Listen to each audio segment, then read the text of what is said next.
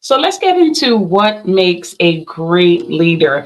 Number one, you have to be able to know your team members. You have to understand that every member on your team is different.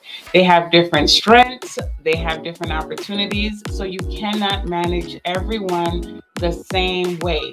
How do you get to know your team members? Well, meet with them one on one. Set aside time every single week to meet with your team members.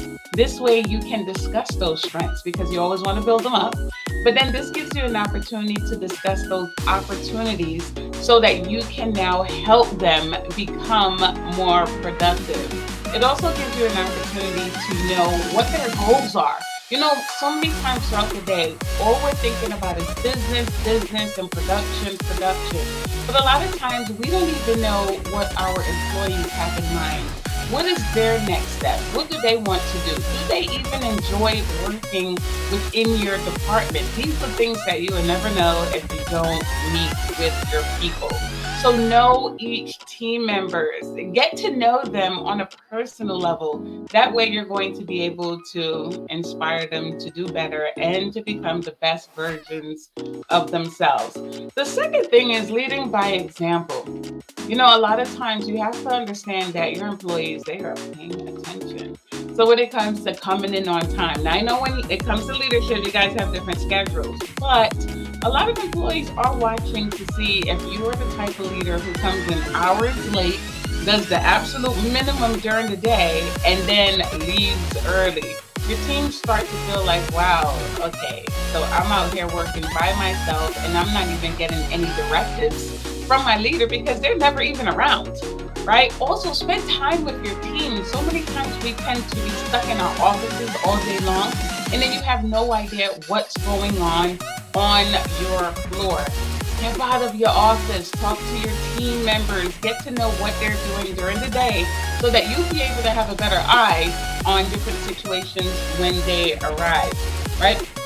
Pull up your sleeves, especially when it comes to sales teams. Now, I'm not saying to do the work for your team. However, there are times where you may be behind. You may be behind when it comes to a budget. That's the opportunity to say, you know what?